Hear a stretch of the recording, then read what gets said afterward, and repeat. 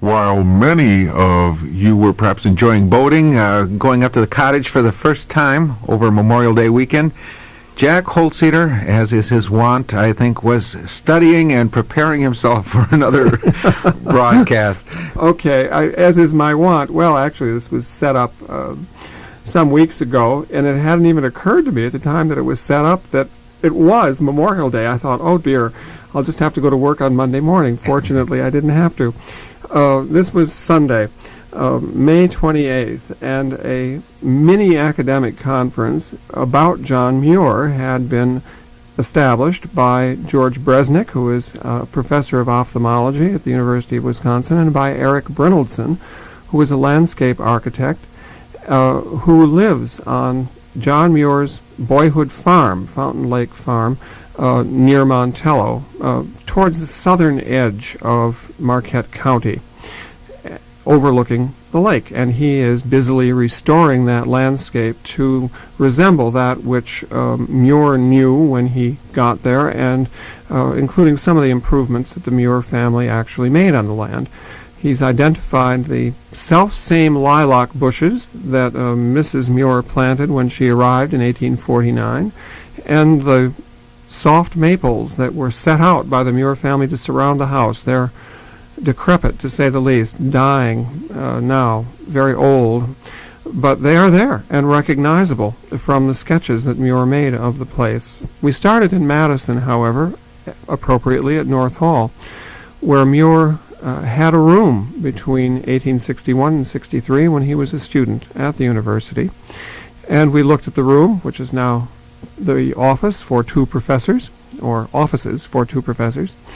And we then attempted, with Bruce Allison's help, he is an arborist, to try to locate the site where the Muir Locust stood. That would be the equivalent of the Holy Grail for Muir scholars, because it was the tree that prompted his interest in botany and taxonomy.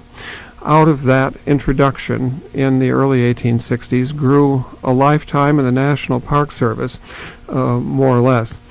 The tree stood until 1953, and so a lot of people remembered it, including me. I was taken on a tour in the early 1950s and shown the thing. I did not remember where it was until I did some research this morning and actually came up with an 1880s picture that includes the tree. We then took off, after having visited Fountain Lake Farm, for the Montello City Hall, where I'm sure a more illustrious group has never gathered before, including professors and botanists and what have you from coast to coast, quite literally. One of the leading Thoreau historians or biographers was there to talk about connections from the East to the Midwest and Thoreau's journey to Madison in 1862. He traveled through the city on the very day that we know that Muir for sure was on campus. So they were in Madison on the self-same day. They doubtless never met. He was surprised to discover what is now a commonplace among us in the Midwest, that, and particularly in Wisconsin, that there would be so many contemporary connections between New England scholarship and the scholarly community in the early and middle 19th century and Madison. The same goes for the Carr family. The Carrs, Ezra and Jean, were the real mentors of Muir when he was in Madison as a student. Ezra Carr was on the faculty, his wife, in the sciences. His wife, Jean, became particularly a noted botanist in California. And they made their home open to Muir, their library, their knowledge of writers like Thoreau and Emerson, so that once the scholars and biographers have put all the threads together, I'm sure they will discover that Muir has an intellectual tie to that great past in American natural history. Then a man who is writing, I suppose, a literary biography of Muir, talked about his relationship with a woman at the Yosemite Valley. It happened that that woman, too, has a Wisconsin background, which this biographer was blissfully unaware of until I informed him. So that there are Wisconsin connections no matter where you look.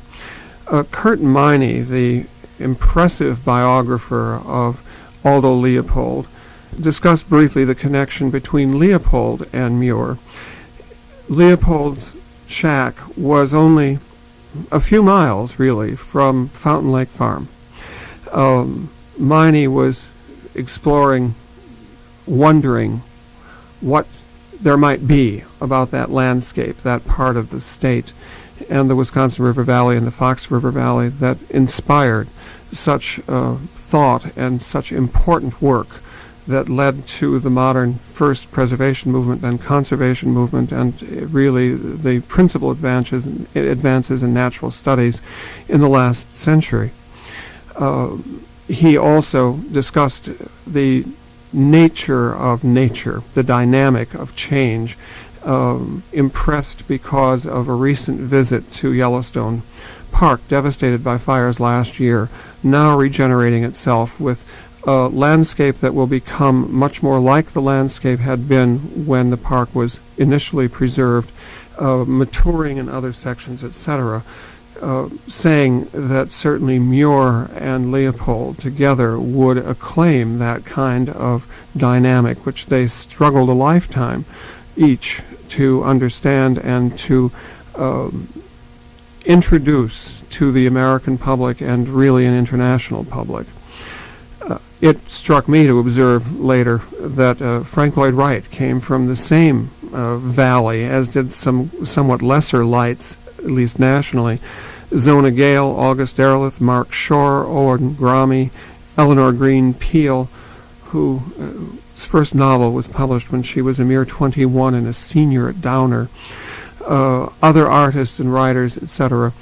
What is there about that rural area on the edge of so much change and climatically, geographically, so near a major intellectual center, so near a place that has so many ties, Wisconsin, and in part throughout the state, not just Madison, so many ties both to the intellectual roots of the nation in the east and to the other coast as well?